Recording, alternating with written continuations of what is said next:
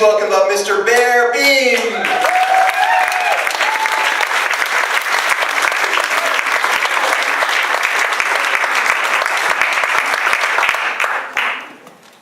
It's great to have you come out this evening.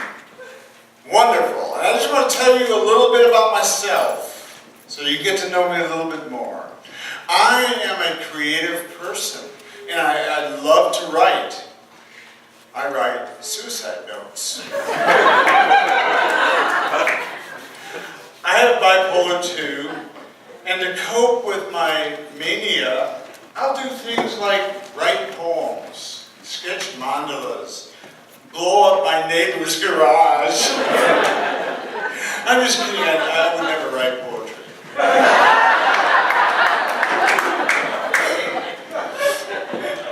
Well, I've had some problems with weed.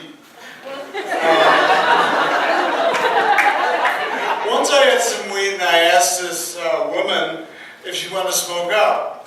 And she just looked terrified. And she said, well, you know, I'm fine with the joint. It's just that, would you please put your pants back up?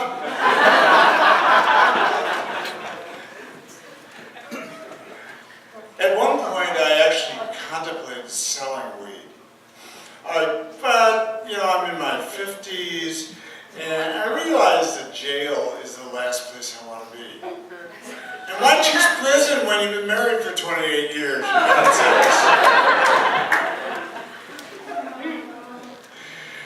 In the psych ward, there was a big tall dude who was homicidal.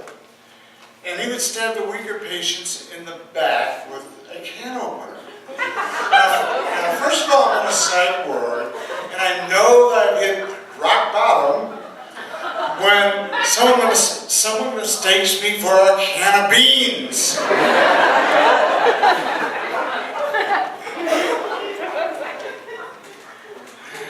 There was this woman also in the psych ward who would wear this white lace doily on the top of her head.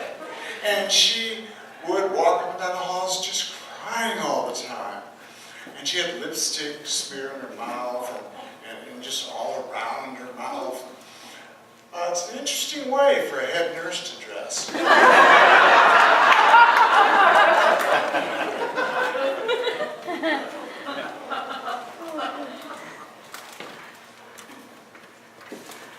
Once a week they had family therapy. Now, my father's a Christian Scientist, or was a Christian Scientist. He didn't believe in medical treatment. And I could tell through the sessions that, you know, he was not engaged at all, he didn't want to be there. The signs were obvious. He would wear earplugs to therapy sessions. He once called the therapist, "You idiot!"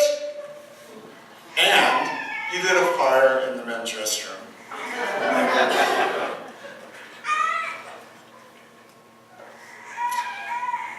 In a former life, I spent 22 years as a pastor that many from mainstream Christianity would call a cult. Now, while I was doing this job, I was diagnosed with having clinical depression. And so in my congregation, we did things a little bit differently.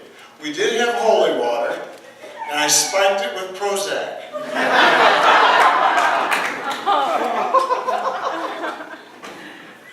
There was one woman in that congregation who sat in the front row, and she reacted the opposite to everything.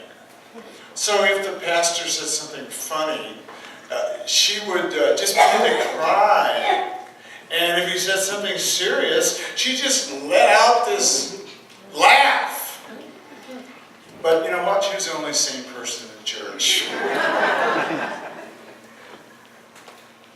In our denomination, we believe that if you have faith, you wouldn't have to worry about financial problems. Well, yeah, you wouldn't have to worry because you gave all your money to the church.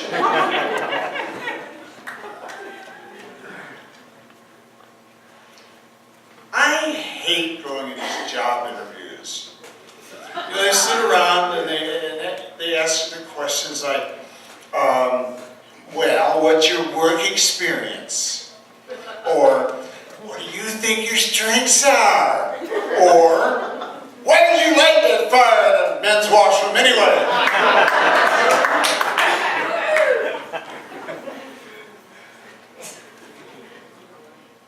At one point I had a very, very bad job experience. They actually expected me to work.